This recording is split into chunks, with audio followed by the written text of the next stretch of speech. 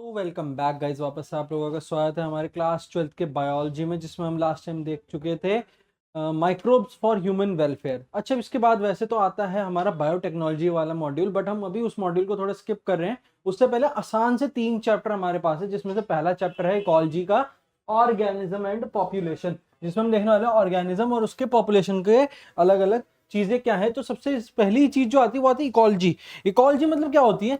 जहां पर किसी ऑर्गेनिज्म का समूह हो, किसी ऑर्गेनिज्म का समूह हो और उस ऑर्गेनिज्म की कुछ पॉपुलेशन हो, उस ऑर्गेनिज्म की कुछ पॉपुलेशन हो, साथ साथ में और क्या हो, या तो ऑर्गेनिज्म है या उसका पॉपुलेशन है, और उस पॉपुलेशन का एक कम्युनिटी बनी हो।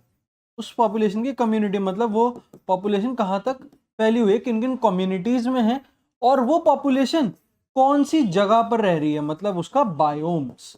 तो बायोम्स, कम्युनिटीज, पॉपुलेशन। कोई एक ऑर्गेनिज्म है, उस ऑर्गेनिज्म की कुछ पॉपुलेशन होगी, वो पॉपुलेशन जिस जगह रह रही है वो कम्युनिटी बनी, और सॉरी, उस पॉपुलेशन की बहुत सारी चीजें, बहुत सारी पॉपुलेशन मिलके क्या बनी, कम्युनिटी, और वो कम्युनिटी जहां रह रही है वो है बायो। वापस से करते हैं, एक मिला ऑर्गेनिज्म, बहुत सारे बन गए पॉपुलेशन, ये बहुत सारे और बहुत सारों से मिलके क्या बने, कम्युनिटी, और ये जिस जगह रह रहे हैं वो है बायोम। जिस जगह रह रहे हैं वो है बायोम। ये बेसिकली शॉर्ट एंड क्रिस्प में बायोम की बात करी। तो डिफरेंट बायोम्स हमारे पास ऐसा एक हमारे को एनसीईआरटी में दिया हुआ है, ये मैंने यहाँ पर शॉर्ट में बताया है। तो जिसमें सबसे ऊपर वो पिंक वाला है वो है ट्रॉपिकल फॉरेस्ट। जो ये सबसे कोने वाला ये है टेम्परेचर जहां बहुत हाई रहता है, ये है डेजर्ट। जो इसके आगे है तुरंत है ग्रासलैंड। इसके आगे है, इसके आगे है हमारा टेम्परेट फॉरेस्ट। सबसे नीचे जहां टेम्परेचर सबसे कम होगा, जहां टेम्परेचर सबसे कम होगा, ये क्या होगा, टुंड्रा रीजन या आर्कटिक रीजन। और बीच में ये आएगा हमारा कोनीफेरस रीजन, जो है ये कोनीफेरस, और ये डेजर्ट है। आपको मेन जो याद रखना है वो बता देते हैं, डेजर्ट याद रखना है, डेजर्ट ये पूछा जाता है। आर्कटिक, आर्कटिक पूछा जाता है, आर्कटिक यानी ये वाला, और ग्रासलैंड पूछा जाता है, और ग्रासलैंड। ये 3 चीजें आपको याद रखनी है बेसिकली इस पूरे ग्राफ में से। अच्छा, अब हमारे पास कुछ ए बायोटिक फैक्टर्स है। ए बायोटिक मतलब जो ऑक्सीजन से रिलेटेड नहीं है। तो सबसे पहला है हमारा टेम्परेचर। जाहिर सी बात है, टेम्परेचर ही डिफाइन करता है बहुत सारी चीजें। तो ये क्या है, टेम्परेचर क्या है, temperature is most important abiotic factor. Most important abiotic factor है। सबसे इंपॉर्टेंट एबायोटिक फैक्टर कौन सा है हमारे पास, टेम्परेचर। इस बार यहाँ थोड़े मच्छर बहुत घूम रहे हैं इधर। हाँ, तो मोस्ट इंपॉर्टेंट एबायोटिक फैक्टर कौन सा है हमारे पास, टेम्परेचर। अच्छा, और कुछ कुछ एबायोटिक फैक्टर्स, यानी वहां पर कौन कौन से फैक्टर्स, जैसे जहाँ टेम्परेचर बहुत ज्यादा है, जैसे हाइड्रोथर्मल वेंट्स हैं, हाइड्रोथर्मल वेंट्स, इनका जो टेम्परेचर होता है, इनका temperature more than 100 degree Celsius है। डिग्री सेल्सियस, ना कि डिग्री फ़ारेनहाइट, उस पर ध्यान दो। अच्छा, अब जो वाइड रेंज शो करते हैं टेम्परेचर में रहने की, उन्हें कहते हैं यूरी थर्मल। यूरी थर्मल, जो बहुत ही वाइड रेंज में रह सकते हैं, यानी उन्हें कोई दिक्कत नहीं है टेम्परेचर कम हो या ज्यादा हो, मतलब उनके पास वाइड रेंज ऑफ टेम्परेचर है। और जो नहीं रह सकते उन्हें क्या कहते हैं, उन्हें कहते हैं स्टीनोथर्मल। उन्हें कहते हैं स्टीनोथर्मल। स्टीनोथर्मल यानी उनके पास नैरो रेंज है, उनके पास है नैरो रेंज ऑफ टेम्परेचर। उनके पास नैरो रेंज है टेम्परेचर की, कौन, स्टीनोथर्मल। और जिनका वाइड रेंज है यूरी थर्मल, वाइड रेंज है यूरी थर्मल। अगला हमारे पास हमारा वाटर।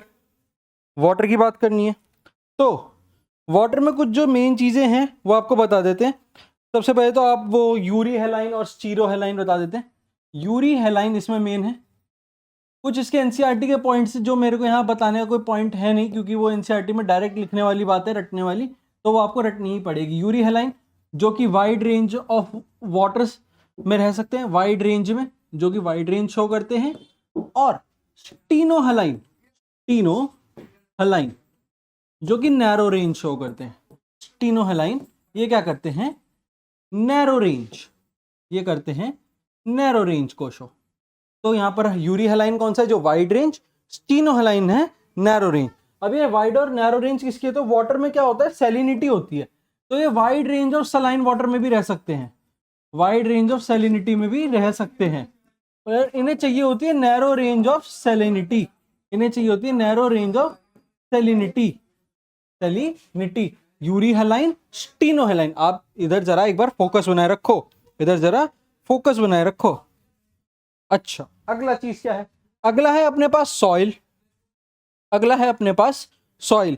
सॉइल में सबसे पहले इसकी कुछ बता रखी है आपको एनसीईआरटी में कैरेक्टरिस्टिक, एक कैरेक्टरिस्टिक हम इधर जरा करते हैं इसकी, सॉइल की, सॉइल की कैरेक्टरिस्टिक, कैरेक्टरिस्टिक की क्या बात करते हैं सॉइल की। सॉइल में क्या होता है, सॉइल में होती है water holding capacity.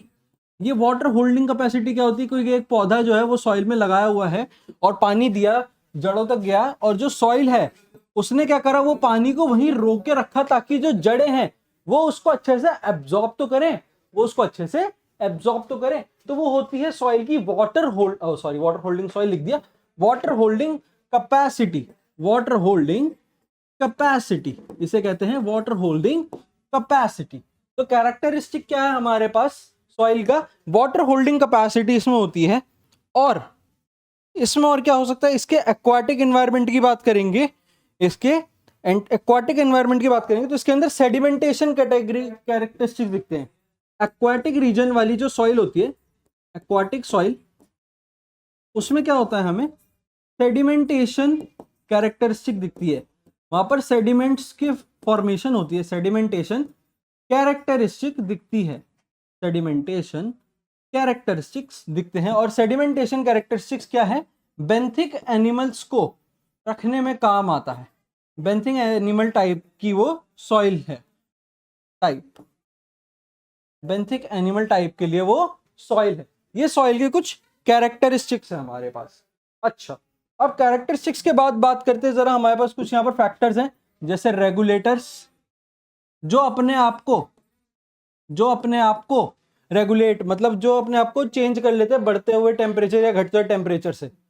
Conformers, conformers जो नहीं कर पाते, रेगुलेटर्स, कॉन्फॉर्मर्स, माइग्रेटर्स जो इधर से उधर जाने की बहुत चुल होती है, माइग्रेटर्स को माइग्रेशन बोलते हैं, माइग्रेटर्स लिख देते हैं, हाँ माइग्रेटर्स। और एंड में होता है सस्पेंडर्स, सस्पेंडर्स। तो ये भी चारों के बारे में बात करते हैं अपने आज के इस लेक्चर में, तो फिलहाल है ना, अभी जिसकी अब बात करने वाले वो हैं रेगुलेटर्स, कॉन्फॉर्मर्स, माइग्रेटर्स और सस्पेंडर्स। सस्पेंड, तो रेगुलेटर्स की बात करते हैं जरा, रेगुलेटर्स की बात करने वाले हैं। तो अभी तक का आपको जो है वो शायद से समझ आ गया होगा, क्योंकि वो बहुत आसान पोर्शन है, यहाँ से ये चैप्टर जो है थोड़ा सा, यानी थोड़ा सा होने लग जाता है। तो सबसे पहले मैंने क्या बताया था रेगुलेटर्स के बारे में, कि ये अडेप्ट कर लेते हैं एनवायरनमेंट को, adapt, can adapt, can adapt changing environment, can adapt changing environment, can adapt changing environment. अच्छा, अभी अडेप्ट तो कर लेते हैं चेंजिंग एनवायरनमेंट को, इसमें आते कौन कौन है, बर्ड्स करते हैं क्या, हाँ कर लेते हैं, मैमल्स कर लेते हैं, मैमल्स भी कर लेते हैं, बर्ड्स और mammals, some fishes, some fishes, ये तीन इसमें एग्जाम्पल है, ये तीन इसके एग्जाम्पल हैं, बर्ड्स, मैमल्स और कुछ फिशेस को ये के अंदर रेगुलेटर्स वाली जो प्रॉपर्टी है वो देखने को मिलती है। अच्छा, ये क्या करते हैं, अब ये वहां रुकते तो हैं बट इनके साथ एक कंडीशन भी तो होती है, ये शिवर करने लग जाते हैं, ये इनके अंदर शिवरिंग होती है, कब, विंटर्स के टाइम, विंटर्स के टाइम इनमें शिवरिंग होती है। और इनमें क्या होता है, विंटर्स के टाइम इनमें शिवरिंग होती है और स्वेटिंग होती है, स्वेटिंग होती है इनमें कब, स्वेटिंग होती है इनमें समर्स के टाइम, समर्स के टाइम इनमें क्या होती है, स्वेटिंग होती है। अच्छा, ये आपको पता चल गया रेगुलेटर्स के काम। रेगुलेटर्स के बाद जरा आते हैं कॉन्फॉर्मर्स पर, कॉन्फॉर्मर्स पर 99% एनिमल्स आर कॉन्फॉर्मर्स, एनिमल्स जो होते हैं वो कॉन्फॉर्मर्स होते हैं, 99% एनिमल वो होते हैं कॉन्फॉर्मर्स। इसका फोकस थोड़ा सा बिगड़ रहा है, फोकस ठीक कर देते हैं। चलो शुरू करते हैं वापस से, है ना। अब ये क्या करते हैं, ये होते हैं थर्मो रेगुलेटर्स, ये होते हैं थर्मो रेगुलेटर्स। मतलब नहीं, सॉरी, थर्मो रेगुलेटर्स नहीं, इनके अंदर जो थर्मो रेगुलेशन होता है यानी टेम्परेचर के हिसाब से बदलने वाला, वो थोड़ा मुश्किल भी होता है इनके अंदर। Thermo regulation is difficult. Thermo regulation इनमें थोड़ा सा डिफिकल्ट होता है, वो मैं दूसरी चीज के बारे में सोचने लगे इसलिए इसमें मिक्स कर दिया। बट इनके अंदर थर्मो रेगुलेशन जो होता है थोड़ा सा डिफिकल्ट होता है। अच्छा, इसकी इसकी वजह से अभी क्या करते हैं, ये तो इस तरह के जो एनिमल्स होते हैं, जो कन्फॉर्मर्स होते हैं, उनका बहुत स्मॉल साइज होता है। स्मॉल साइज के एनिमल्स ये होते हैं, स्मॉल साइज के एनिमल्स ही होते हैं। मतलब इनका एरिया इनके वॉल्यूम से ज्यादा है ना। एरिया वॉल्यूम से ज्यादा है। एक मिनट रुको जरा, स्मॉल साइज एनिमल्स हैं, हाँ, इनका एरिया इनके वॉल्यूम से ज्यादा है। इनका एरिया इनके वॉल्यूम से ज्यादा है। और इनका जब लार्जर एरिया होता है और स्मॉलर वॉल्यूम होता है, जब इनका वॉल्यूम ज्यादा नहीं होता, तो इनके अंदर हीट लॉस फास्टर होता है। इनका हीट लॉस फास्ट हो जाता है। एरिया ज्यादा है, ज्यादा हीट लॉस करेंगे। एरिया ज्यादा है तो ज्यादा हीट लॉस करेंगे, ज्यादा हीट ये लॉस करेंगे। इतना आपको समझ में आ गया? एक मिनट, थोड़ा सा यहाँ पर दिक्कतें को सही करते हैं। आगे बात करते हैं माइग्रेटर्स की। माइग्रेटर्स में आपको एक एग्जांपल दिया हुआ है, साइबेरिया से रशिया के ऊपर आता है साइबेरिया, जहां से हस्की भी मिलता है, साइबेरियन हस्की। तो साइबेरिया से हर साल कुछ बर्ड्स जो होती हैं वो माइग्रेट करती हैं। बर्ड्स जो होती हैं माइग्रेट करती हैं। और वो कहाँ आती हैं? वो बर्ड्स कहाँ आती है? वो आती हैं कियोलाडो नेशनल पार्क में। वो आती हैं कियोलाडो नेशनल पार्क में। और ये कियोलाडो नेशनल पार्क कहाँ है? कियोलाडो नेशनल पार्क है भरतपुर में। ये कियोलाडो नेशनल पार्क है भरतपुर में। अच्छा, अब भरतपुर में ये कौन सा नेशनल पार्क है? कियोलाडो नेशनल पार्क, जिसमें साइबेरिया से हर साल कुछ बर्ड्स होती है वो माइग्रेट करती हैं। और उनके माइग्रेट करने के वजह से, अब ये माइग्रेट क्यों करी? क्योंकि जो साइबेरिया का जो वेदर है वो थोड़ा सा चेंज था, जिसकी वजह से उन्हें वो सेम एनवायरनमेंट भरतपुर में कियोलाडो नेशनल पार्क में मिला, जो उनके लिए सही है। तो ये उधर आ गई। आसान सी भाषा। अच्छा, अब लास्ट चीज और बची है, ये क्या है? सस्पेंशन। मतलब लास्ट चीज, उसके हिसाब से लास्ट चीज जो हम पढ़ रहे थे, रेगुलेटर, माइग्रेटर, ये वगैरह। तो अब सस्पेंशन और बचा है। सस्पेंशन में क्या क्या चीजें आती हैं? 3 तरीके की चीजें होती हैं। हाइबरनेशन, ये तो सबको पता होता है। हाइबरनेशन एक तो इसमें एग्जांपल में, एक है एस्टिवेशन, और एक है हमारे पास हाइबरनेशन है, एक एस्टिवेशन है। और एनसीईआरटी में एक चीज और थी, डायापॉज था ये। हाँ, डायापॉज, ये 3 चीजें हैं। तो एक एक करके जरा अब इन तीनों की बातें करते हैं। तो सबसे पहले जरा गौर करो कि हाइबरनेशन पे। हाइबरनेशन का मतलब क्या होता है? थोड़ा सा आई गेस, हाइबरनेशन अगर सिंपल सी भाषा में बच्चे को समझाना हो, तो जो जानवर विंटर स्लीप लेने चला जाए वो हाइबरनेट कर रहा है। जैसे कि बियर्स, भालू करते हैं, है ना। अच्छा, अब सर एस्टिवेशन से क्या समझेंगे हम? एस्टिवेशन से शायद मैं समझ सकूं समर स्लीप। अच्छा, अब समर स्लीप कौन से करते हैं? सम फिशेस जो समर में बाहर नहीं आते, एस्टिवेशन करते हैं यानी कि समर स्लीप करते हैं। अच्छा, और कौन हो सकते हैं?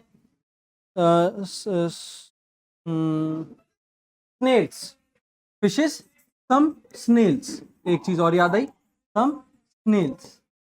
अच्छा, अब ये डायापॉज का मतलब क्या है सर? है ना, अब ये डायापॉज, ये तो एकदम अलग ही चीज लग रही है। तो डायापॉज की जरा बात करते हैं। Diapause is just a stage of suspended development. Stage of suspended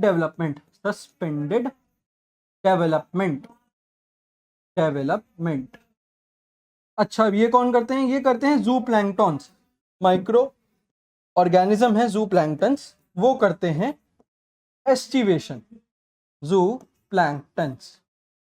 अच्छा, जू प्लैंक्टन्स के बाद हमने अपना सस्पेंशन, हाइबरनेशन, कॉन्फॉर्मर्स और रेगुलेटर्स तो खत्म कर दिया है। इसके बाद एक ग्राफ हमारे पास है, एक ग्राफ हमारे पास है ना।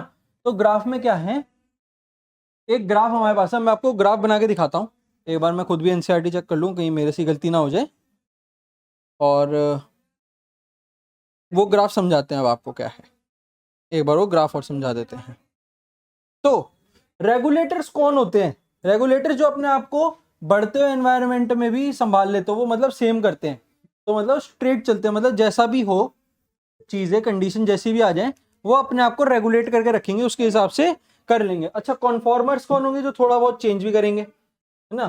तो कॉन्फॉर्मर्स का ग्राफ कुछ ऐसा जाता है। अभी हो गए कौन? कॉन्फॉर्मर्स, है ना, कॉन्फॉर्मर्स हो गए।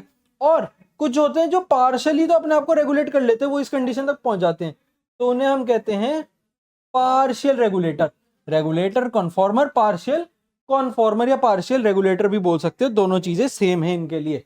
पार्शियल रेगुलेटर लिख लेते हैं, पार्शियल रेगुलेटर्स हैं ये, पार्शियल रेगुलेटर्स हैं ये। और ये रेड से क्या बनाया मैंने? रेड से मैंने बनाया रेगुलेटर, रेड से मैंने बनाया रेगुलेटर। और ये ऑरेंज से क्या बनाया मैंने? ऑरेंज से बनाया मैंने कॉन्फॉर्मर। अच्छा, जरूरी नहीं है कि अगर मैंने वहां पे पार्शियल रेगुलेटर लिखा है तो वो पार्शियल कॉन्फॉर्मर नहीं है।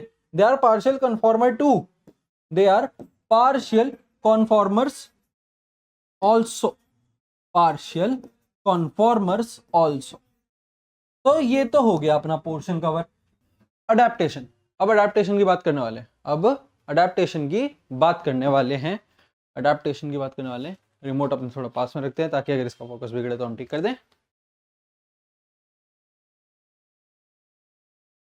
अडेप्टेशन, तो डेजर्ट प्लांट्स अपने अंदर कैसे अडेप्टेशन लाते हैं? डेजर्ट प्लांट्स अपने अंदर ऐसे क्या करते हैं कि वो डेजर्ट में रह पाए? तो उनका जो होता है क्यूटिकल, जो होता है थिक होता है, ये इस कलर से नहीं, ऑरेंज से नहीं, येलो से लिखते हैं। उनका जो क्यूटिकल होता है वो थिक होता है, थिक क्यूटिकल, क्यूटिकल थिक होता है। स्टोमेटा जो होता है, जो स्टोमेटा होता है वो बहुत अंदर होता है ताकि वाटर लॉस ना हो उसके अंदर से। डीप स्टोमेटा होता है, डीप स्टोमाटा होता है उनमें। थिक क्यूटिकल है, डीप स्टोमेटा है। और जो उसकी लीव्स, आपने देखा होगा कैक्टस, उसकी लीव्स कैसी बन जाती है? लीव्स उसकी कन्वर्ट हो जाती है स्पाइंस में, लीव्स उसकी कन्वर्ट हो गई स्पाइंस में। तो ये thick cuticle, deep stomata, leaves जो हैं वो स्पाइंस में बन गई। ये किसमें? डेजर्ट प्लांट का अडेप्टेशन है। किस लिए? डेजर्ट में रहने के लिए।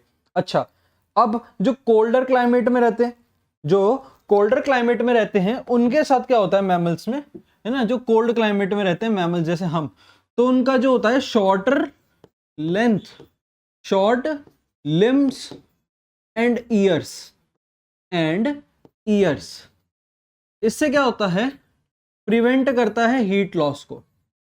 कम एरिया होगा उनका, कम एरिया होगा तो वो कम हीट लॉस करेंगे, प्रिवेंट करते हैं हीट लॉस को, प्रिवेंट दी हीट लॉस। अच्छा, प्रिवेंट करते हीट लॉस को। और एक्वाटिक सील, ये एक जानवर है एक्वाटिक सील। एक्वाटिक सील अपने अंदर से क्या चेंज हो जाता है एडेप्टेशन में? तो एक्वाटिक सील में थिक फैट आउटर लेयर होती है, थिक फैट आउटर लेयर होती है, थिक फैट आउटर लेयर होती है, जिसको हम कहते हैं ब्लबर, जिसको कहते हैं ब्लबर। वो स्पेलिंग थोड़ा सा, हाँ, BLUBBER, थिक फैट या ब्लबर होता है, जो कि प्रिवेंट करता है इसका भी हीट लॉस, इसका भी हीट लॉस प्रिवेंट करता है, प्रिवेंट करता है हीट लॉस। अच्छा, एक्वाटिक सील यानी जो पानी में पड़ा रहता है, और ज्यादातर एक्वाटिक सील जो है थोड़ा सा टुंड्रा रीजन या आर्कटिक रीजन में भी दिखता है। एक्वाटिक है, हाँ ठीक है। अच्छा, आगे एल्टीट्यूड सिकनेस जिन्हें होती है, यहाँ एल्टीट्यूड सिकनेस लिखा है, वहां है ब्रेवियल मीन्स। और आगे है हमारे पास आर्काई बैक्टीरिया। तो आर्काई बैक्टीरिया का तो सबको पता है, ये हार्श क्लाइमेट में रह सकता है, लिव इन हार्श क्लाइमेट, जैसे high salty area, marshy area में भी ये रह सकता है, हार्श क्लाइमेट में ये रह सकता है। अच्छा, अब ये बात करते हैं किसमें, इसमें। What is this? It is altitude sickness. तो because of low oxygen, high high altitude है, लेह लद्दाख टाइप की जगह, वहां पर ऑक्सीजन अमाउंट कम है, जिसकी वजह से क्या होता है बॉडी में, ये इंक्रीज हो जाती है आरबीसी की प्रोडक्शन, आरबीसी की प्रोडक्शन इंक्रीज हो जाती है, आरबीसी की प्रोडक्शन इंक्रीज हो जाती है। अच्छा, एल्टीट्यूड सिकनेस में क्या हुआ, लो प्रोडक्शन, लो ऑक्सीजन की वजह से इंक्रीज हो गई आरबीसी की प्रोडक्शन, ये आपको याद रखना है क्योंकि ये ही उसका इंपॉर्टेंट पॉइंट है। अब बिहेवियरल मीन्स में क्या है, बिहेवियरल मीन्स में क्या है कि कैसे अपने बिहेवियर में कोई एक चेंज लाता है। तो हमारे पास है डेजर्ट लिजर्ड, डेजर्ट लिजर्ड हमारे पास है एक जानवर डेजर्ट लिजर्ड, जो फिजियोलॉजिकली चेंज लाती है, मतलब बाहर के हिस्से के हिसाब से फिजियोलॉजिकली चेंज लाती है अपने अंदर बिहेवियर में। तो जब भी उसको सूरज की जरूरत होगी वो क्या करेगी, बास्क इन सन, यानी वो आती जाती रहती है सूरज की किरणों के सामने। बास्क इन सन का मतलब कोई कंपनी नहीं है, बल्कि वो आती जाती रहती है। जैसे अगर उसके अंदर जो है गर्मी की कमी होगी तो वो जो है बास्क इन सन, मतलब सूरज के पास आ जाएगी, सूरज की किरणों के सामने आ जाएगी। जब तक उसके अंदर पूरी वो हीट जनरेट होगी, बनेगी, तब तक वो वहीं रुकेगी, और जैसे ही वो हो गया वापस चली जाएगी। तो वो फिजियोलॉजिकली अपने अंदर चेंज ला रही है। कौन, डेजर्ट लिजर्ड। जब उसको गर्मी की जरूरत, तब गर्मी में बाहर, जैसी उसको गर्मी की जरूरत खत्म होगी वापस अंदर छुप जाएगी। तो ये अलग अलग टाइप के, अलग अलग टाइप के हमारे पास अडेप्टेशंस जो हमारी एनसीईआरटी में गिवन है। अच्छा, उसके बाद पॉपुलेशन पिरामिड, पॉपुलेशन पिरामिड में हमारे पास 3 टाइप के पिरामिड है, एक एक्सपेंडिंग, एक स्टेबल और एक डिक्लाइनिंग। तो बनाते हैं। एक्सपेंडिंग मतलब ये देखो, ये पिरामिड का बेस है, ये उसके बाद, ये उसके बाद, ये उसके बाद, ये उसके बाद, और ये उसके बाद, ये एक पिरामिड है। अच्छा, अब जरा इसमें कलर्स पे ध्यान देना। ये जो मैं रेड से कर रहा हूं, ये जो मैं रेड से कर रहा हूं, ये कौन है, ये जो रेड से करे, these are newborns, these are newborns, मतलब ये जो नए नए पैदा हुए हैं। मतलब ये क्या दिखा रहा है कि न्यू बॉर्न सबसे ज्यादा पॉपुलेशन है। अच्छा, अब ऑरेंज वाले कौन से हैं, ऑरेंज वाले हैं मिडल एज, ऑरेंज वाले हैं मिडल एज, मिडल एज, यानी ये वो है जो जो काम पर जाते हैं, उनकी उनसे थोड़ी कम है। और एट दी एंड ये जो दो हैं येलो वाले जो हैं, दीज आर ओल्ड एज, मतलब ये जो है उस उम्र में पहुंच गए कि हाँ ये आप कभी भी दुनिया को छोड़ के जा सकते हैं। तो एक्सपेंडिंग ये कैसे हुआ कि आप देखो, जाहिर सी बात है, अगर आने वाले यूथ की पॉपुलेशन सबसे ज्यादा है, आने वाली यूथ की पॉपुलेशन सबसे ज्यादा है, तभी तो वो जो है ऊपर वाले पे चढ़ेगा। जाहिर सी बात है, इधर इधर आते आते जो लोग जो है थोड़ा सा कम होना चालू हो ही जाएंगे। जाहिर सी बात है, अगर ये एक फैमिली है जिसमें न्यूबॉर्न ज्यादा है, तो एक उम्र आएगी जब न्यूबॉर्न जो है काम करने लगेंगे, और जो उनके ऊपर थे वो जाने लगेंगे इस दुनिया से, और फिर वो वापस से नीचे आ जाएंगे, है ना, जो सबसे ऊपर थे। जाहिर सी बात है, जिनका जन्म होगा, जरूरी नहीं इसी में हो, इंसान की फैमिली में, बट टिपिकल ऑर्गेनिजम्स में ऐसा ही होता है हर एक में। अच्छा, ये हो गया अब हमारे पास। अब इधर बना देते हैं हमारा स्टेबल कर्व। अब ये स्टेबल कब हो सकता है, अब स्टेबल का केस देखते हैं। स्टेबल ये हो सकता है जब ये जो न्यूबॉर्न्स थे, न्यूबॉर्न्स थे, उन्हीं के जैसा, न्यूबॉर्न्स के जैसा ही जो ये मिडिल एज का है वो हो जाए, और उसके बाद सिर्फ हमारे पास ओल्ड एज बचे। ये हो गया हमारा स्टेबल कर्व, ये हो गया हमारा स्टेबल कर्व। ये तो देखो, ये न्यूबॉर्न्स, अब मैं वापस नहीं लिख रहा, ये जो है हमारा middle age, middle age group population जो है, और सबसे ऊपर जो आए हमारे ओल्ड एज वाले आ गए, यहाँ आ गए ओल्ड एज। तो ये कौन सा निकला, स्टेबल। अच्छा सर, अब डिक्लाइनिंग कैसा होगा, डिक्लाइनिंग मतलब कि सबसे ज्यादा जो जरूरी है वो तो है ये मिडल, डिक्लाइनिंग में, चलो ऊपर से शुरू करते हैं।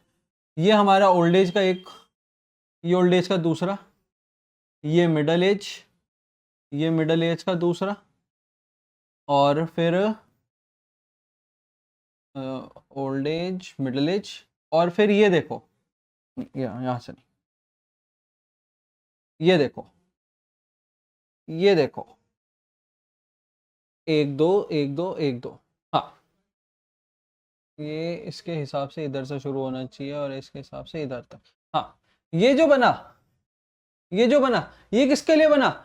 यहां देखो, कलर चेंज करते हैं, कलर करते हैं। ये हमारी न्यूबॉर्न, मतलब कि न्यूबॉर्न की पैदाइश ही कम हो रही है, न्यूबॉर्न की पैदाइश ही कम हो गई, और जो मिडिल एज थे वो अच्छे खासे चल रहे, और ओल्ड एज भी सेम थे।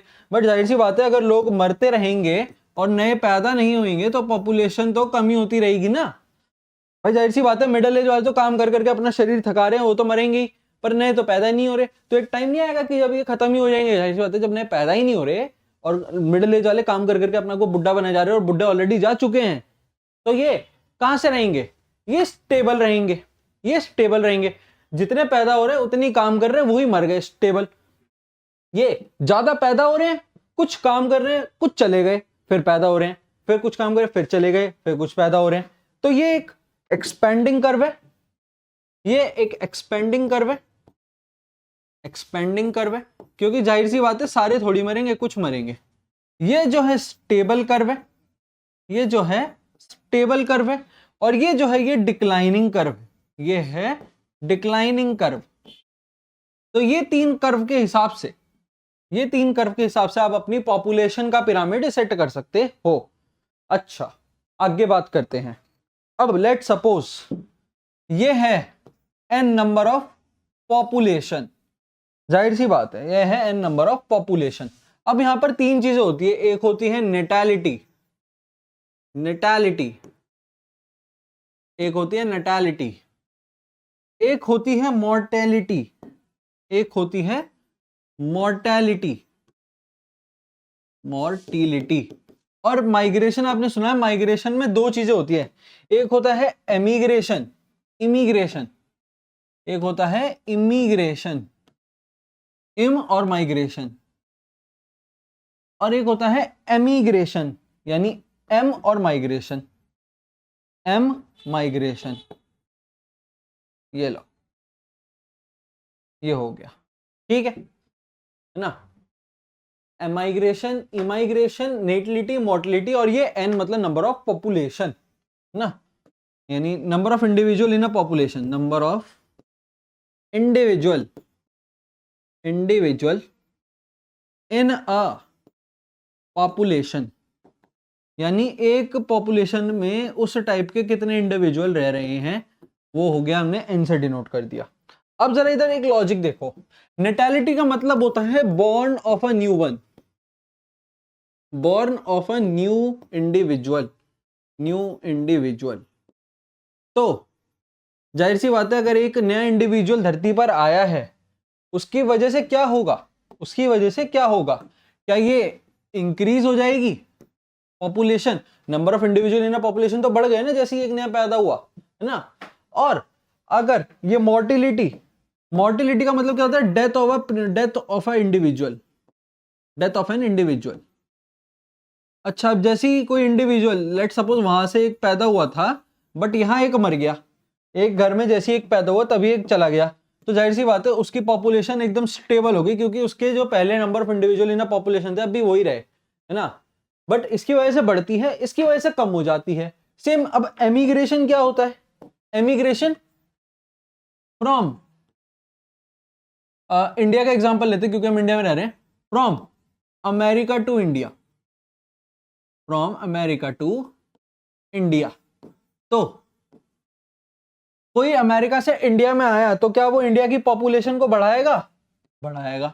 तो बढ़ा दी, तो बढ़ा दी, population, number of individual in population ज्यादा हो गए। और अच्छा, अब ये एमिग्रेशन क्या होता है? Emigration from India to, from India to Canada. सबसे ज्यादा लोग कनाडा में जाते हैं यहां से, है ना।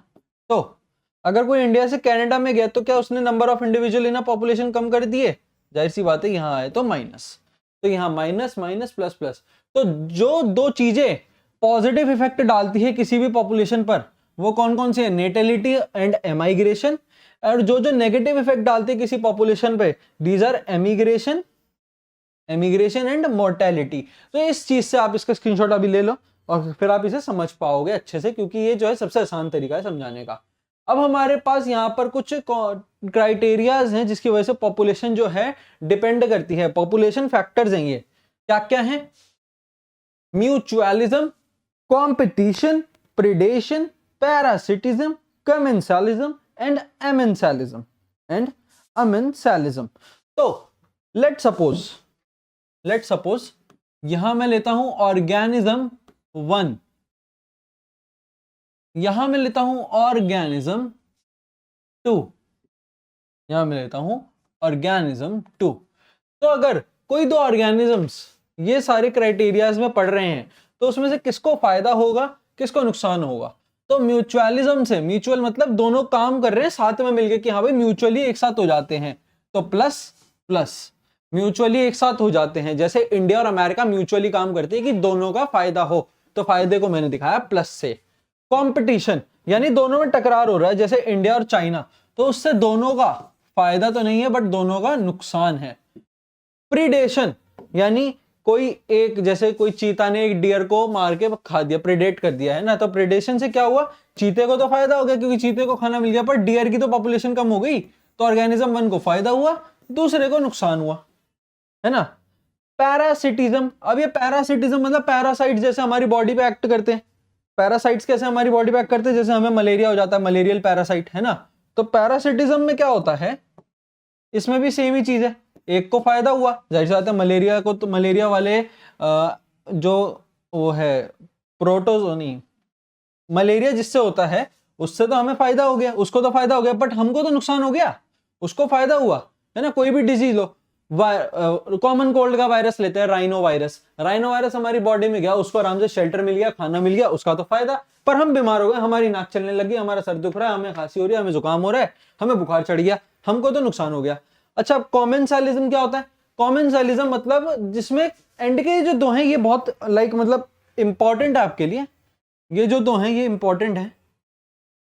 कॉमेंसालिज्म का मतलब क्या होता है कि एक आया अपने घर में रह रहा है, अपना फायदा उठा रहा है, पर हमें उससे कोई दिक्कत ही नहीं है, जाहिर सी बात है आपकी कॉलोनी में कोई एक रहने आया, है ना, उससे आपको तो कोई दिक्कत नहीं है, पर उसका तो फायदा है, उसको घर मिल गया, उसको तो फायदा है ना, उसको घर मिल गया, तो उसको घर मिल गया, आपको कोई दिक्कत नहीं क्योंकि वो आपके घर में नहीं आ रहा, तो वो है कॉमेंसालिज्म, जिसमें एक को फायदा और एक को कोई दिक्कत नहीं। अब एमेंसालिज्म, अब वो बार बार आपके घर आ रहा है, आपको नुकसान हो रहा है, भाई बार बार मेरे घर क्यों आ रहा है ना, मेरे को क्यों परेशान कर रहा है, तो पर उसको तो कोई दिक्कत नहीं हो रही ना, उसको कोई दिक्कत नहीं हो रही आने में, पर आपको बुलाना नहीं है उसे, तो आपको तो कोई फायदा नहीं हुआ, पर नहीं मतलब आपको तो नुकसान हो रहा है कि वो बार बार आ रहा है, और उसको कोई फायदा नहीं हुआ, उसको तो कोई फायदा नहीं पहुंचा, वो तो नॉर्मल है अभी भी, वो क्या पता फिर भी आए। तो ये एक आसान तरीका है जानने का कि कौन सा ऑर्गेनिज्म पे कौन से पॉपुलेशन फैक्टर का कैसा प्रभाव पड़ता है। अब इनके बारे में थोड़ा सा एग्जाम्पल्स के तौर पर जानते हैं, प्रिडेशन को, कमेंसालिज्म को, कंपटीशन को। Predation, कमेंसालिज्म, competition. प्रिडेशन क्या था? जिसमें एक को फायदा है, एक को नुकसान है। तो प्रिडेशन में एक हमारे पास एग्जाम्पल दिया हुआ है एनसीईआरटी में, प्रिकली पियर कैक्टस का, प्रिकली पियर कैक्टस का एक एग्जाम्पल हमें दिया हुआ है, प्रिकली पियर कैक्टस। अच्छा, ये ऑस्ट्रेलिया में थे, और ये ऑस्ट्रेलिया की फसलों को खराब कर रहे थे, है ना। तो इसको प्रिडेट करने के लिए हमने क्या करा, ऑस्ट्रेलिया सरकार ने क्या करा, इनको कंट्रोल करने के लिए controlled by cactus feeding moth छोड़ दी उस जगह पर जहां पर ये प्रिकली पियर कैक्टस था, कि वो कैक्टस को खा ले। कैक्टस फीडिंग मॉथ वहां छोड़ दिए। मॉथ एक बटरफ्लाई जैसा दिखता है ना, पर ये खा ले, पर ये बटरफ्लाई जितना सुंदर नहीं होता ना। तो प्रिकली पियर कैक्टस से नुकसान हो रहा था, है ना, प्रिकली पियर कैक्टस से नुकसान हो रहा था, तो कैक्टस फीडिंग मॉथ छोड़ दिया तो प्रिकली पियर कैक्टस खत्म हो गया। अच्छा, अब इसमें प्रेडेशन कैसे? कैक्टस फीडिंग मॉथ ने खा लिया, उसको खाना मिल गया, उसका तो फायदा हो गया, है ना। ऑर्गेनिज्म 1 क्या है इसमें? प्रिकली पियर ऑर्गेनिज्म 1 है उसमें, कैक्टस फीडिंग मॉथ। पर प्रिकली पियर कैक्टस के बदले में क्या हुआ? पॉपुलेशन कम हो गई, तो वो क्या है? ऑर्गेनिज्म 2। इसमें ऑर्गेनिज्म 1 क्या है? कैक्टस फीडिंग मॉथ, और दूसरा एग्जांपल है प्रिकली पियर कैक्टस। ये एक एग्जांपल हुआ प्रेडेशन का। अच्छा, अब आगे कॉमेंसालिज्म में क्या है? कॉमेंसालिज्म क्या था? कॉमेंसालिज्म देखो, जिसमें एक को फायदा हो और दूसरे को कोई दिक्कत नहीं होती, है ना। तो इसमें क्या है, हमारे पास है, एक एग्जांपल में बताता हूं, barnacle on well, barnacle on well, barnacle on well. तो बार्निकल्स क्या होते हैं, या वेल को एक काम करते हैं, वेल को दूसरे कलर से लिखते हैं ताकि दोनों ऑर्गेनिज्म आप अंदर समझो। बार्निकल ऑन वेल, जाहिर सी बात है बार्निकल एक छोटा ऑर्गेनिज्म है जो वेल के ऊपर रहता है और इधर से उधर ट्रैवल करता है, क्योंकि वेल बहुत बड़ी है, वेल तो कई बार्निकल्स को रख सकती है। तो कॉमेंसैलिज्म में हमने क्या पढ़ा था कि एक को तो फायदा होगा और दूसरे को कोई दिक्कत नहीं हो रही उस फायदे से, है ना। तो बार्निकल का फायदा है, तो बार्निकल क्या हुआ, ऑर्गेनिज्म 1, और वेल को उससे कोई दिक्कत नहीं हो रही क्योंकि वो वेल को कोई नुकसान नहीं पहुंचा रहा, तो वेल क्या होगी, ऑर्गेनिज्म 2, कॉमेंसैलिज्म। और दूसरा एक और एग्जांपल, एक और एग्जांपल, कैटल एग्रेट, ये भी एक इंसेक्ट है जो कैटल के ऊपर रहता है, कैटल एग्रेट ऑन, ऑन नहीं एंड लिखते हैं, cattle एग्रेट and, cattle एग्रेट and cattle. तो जाहिर सी बात है कैटल में जो होते हैं बाल होते हैं, उन बालों में कैटल एग्रेट फंस जाते हैं और अपना ट्रैवल वाला काम करते हैं। तो कैटल एग्रेट को तो फायदा हो गया क्योंकि उसका जाने का काम आसान हो गया, और कैटल को उससे कोई दिक्कत नहीं हुई आएगी क्योंकि कैटल पे वो कोई नुकसान नहीं पहुंचा रहे। तो ये भी कॉमेंसैलिज्म का ही एग्जांपल है कि कैटल को, कैटल एग्रेट क्या हुआ, ऑर्गेनिज्म 1 इस चार्ट के हिसाब से, ऑर्गेनिज्म 1, और कैटल क्या हुई इस चार्ट के हिसाब से, ऑर्गेनिज्म 2।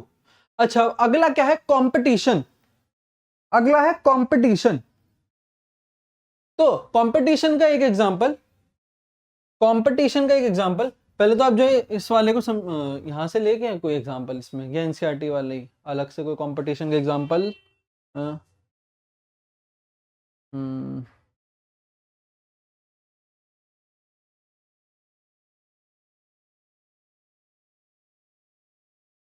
चलो करते हैं गला बैठ गया था थोड़ा सा। तो एबिंगडन टॉर्टोइज जो था, एबिंगडन टॉर्टोइज, एबिंगडन एक एरिया है, जगह का नाम है जिसमें टॉर्टोइज रहते थे, है ना। पर वो टॉर्टोइज जो हो गए वो बेचारे एक्सटिंक्ट हो गए, वो बेचारे एक्सटिंक्ट हो गए, एक्सटिंक्ट ड्यू टू वहां पर गोट आ गई, वहां पर गोट्स आ गई। तो वहां पर गोट्स की जो है बढ़ने लगी, टॉर्टोइज और उनकी झगड़ा होने लग गया, जिसकी वजह से एबिंगडन टॉर्टोइज एक्सटिंक्ट ही होने लग गए। तो कंपटीशन से क्या निकला, जाहिर सी बात है गोट को भी तो नुकसान हो ही रहा होगा, गोट से लड़ रहे हैं वो, तो गोट भी तो मरेगी। तो कंपटीशन में क्या निकला कि दोनों का ही नुकसान हो रहा है, ना गोट अच्छे से जी पा रही, ना टॉर्टोइज अच्छे से जी पा रहा, ना टॉर्टोइज अच्छे से जी पा रहा। अब म्यूचुअलिज्म, सबसे आसान एग्जांपल म्यूचुअलिज्म का, सबसे आसान एग्जांपल माइकोराइजा, माइकोराइजा, माइकोराइजा भाई 1000 बार बता रखा है माइकोराइजा। थोड़ा सा स्पेलिंग में दिक्कत हुआ है ना, स्पेलिंग थोड़ी ठीक कर लेते हैं, MYCORRHIZ, माइकोराइजा, सब कुछ बता रखा है। फंजाई, फंजाई प्लस किसका, फंजाई प्लस प्लांट का ये एसोसिएशन है ना। प्लांट क्या करता है, फूड देता है, फंजाई क्या करता है, प्रोटेक्शन, आई गेस नहीं, फंजाई क्या करता है, फंजाई और प्लांट, हाँ प्लांट जो है फूड और शेल्टर देता है, फंजाई जो होता है इसको टॉलरेंस प्रोवाइड करता है, टॉलरेंस की बात आती है ना। और एक और होता है फंजाई का एक और एसोसिएशन होता है, फंजाई का एक और एसोसिएशन होता है लाइकन, लाइकन वो भी एक म्यूचुअल एसोसिएशन है किसके बीच में, fungi and blue green algae, जिसे कहते हैं शॉर्ट फॉर्म में बीजीए। लाइकन क्या है, पॉल्यूशन इंडिकेटर है, पॉल्यूशन इंडिकेटर है, और बस इतना काफी है। अब आते हैं पैरासिटिज्म पे।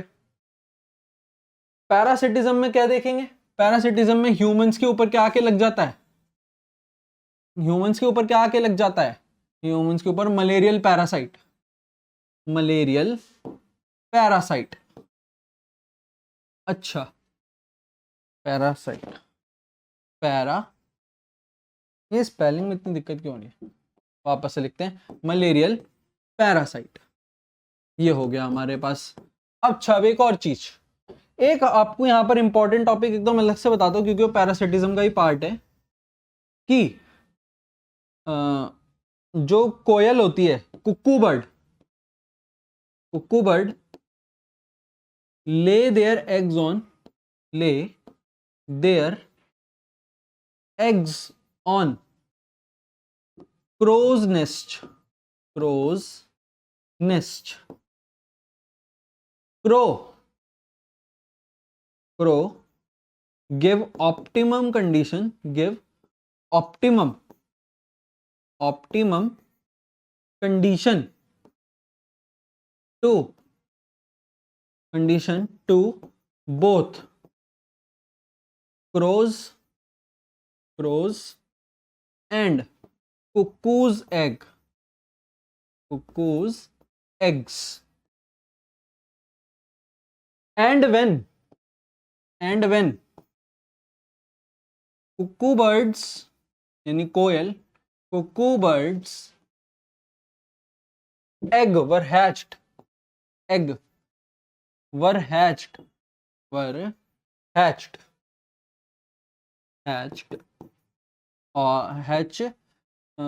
cuckoo bird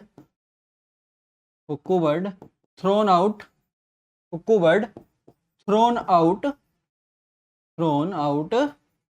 crow's egg and snatch its nest and snatch नहीं लिखते, capture लिखते हैं, and capture crow's nest. अब ये जो मैंने कहानी लिखी इधर, ये कहानी में हमें क्या देखने को मिलता है कि जो कोयल है वो अपने एग्स को कहाँ रखती है, क्रो के घोंसले में रखती है, और क्रो क्या करता है, ऑप्टिमम कंडीशन प्रोवाइड करता रहता है। उसको नहीं पता, क्रो को, वो इतना बेवकूफ है, क्रो को नहीं पता कि जो अंडे रखे हैं, मैं तो 3 अंडे दिए थे, ये 6 अंडे कहाँ से हो गए, वो 3 अंडे कहाँ से एक्स्ट्रा आ गए।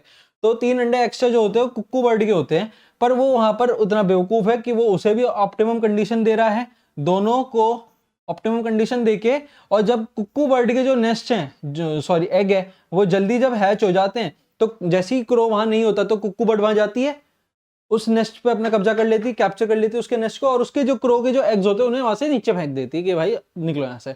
अब वो नेस्ट भी उसका, उसके बच्चे भी हो गए। तो वो ऑप्टिमम कंडीशन क्रोस से दिलवा रही है अपने बच्चों के जन्म के लिए। तो ये कुक्कू बर्ड की चालाकी होती है। और ये पैरासिटिज्म का कैसे हुआ, कुक्कू बर्ड का फायदा हो गया, उसको मेहनत नहीं करनी पड़ी, और क्रो का नुकसान हो गया, मेहनत भी करी, घोंसला भी गया, बच्चे भी गए, 3 नुकसान। और इसके 3 फायदे, मेहनत भी नहीं करनी पड़ी, बच्चे भी पैदा हो गए, घोंसला भी मिल गया फ्री का। तो ये जो होता है, इस चीज को क्या कहते हैं, इस चीज को कहते हैं ब्रूड पैरासिटिज्म। ये एक अलग से, ये पैरासिटिज्म वाला जब आप पैराग्राफ पढ़ोगे तो ब्रूड पैरासिटिज्म एकदम अलग ही पैराग्राफ दिया हुआ है। ये बहुत इंपॉर्टेंट है, इन सबको छोड़ दो, बट इसे तो जरूर पढ़ के जाना है। तो ब्रूड पैरासिटिज्म आप यहां से समझ चुके हो। Brood parasitism, cuckoo bird lay their egg on crow's nest. Crow give optimum condition to both crow and cuckoo's egg, and when cuckoo bird eggs were hatched, cuckoo bird thrown out crow's egg and capture crow's nest. तो brood parasitism में हम क्या जानते हैं, brood parasitism में हम देखते हैं कि जो कोयल होती है वो अपना एग जो है वो क्रो के नेस्ट में रखती है, और क्रो के नेस्ट में उसे पूरी ऑप्टिमम कंडीशन मिलती है, और क्रो जो होता है उसके एग को हैच करवाता है। पर जैसे ही क्रो वहां नहीं होता तो कुक्कू बर्ड आती है, उसके अंडों को बाहर फेंक देती है और अपने बच्चों के साथ उसके नेस्ट में रहने लग जाती हैं। ये एक पैरासिटिज्म यानी ब्रूड पैरासिटिज्म का एग्जांपल है, जिसमें कुक्कू बर्ड को फायदा, क्रो का नुकसान ही नुकसान। तो ये था ब्रूड पैरासिटिज्म। और इसके ही साथ साथ आई गेस हमने अपना ये चैप्टर खत्म कर लिया है, organism and population. Next time हम लेकर आएंगे इकोसिस्टम। तब तक के लिए अपना ख्याल रखें। Thank you guys.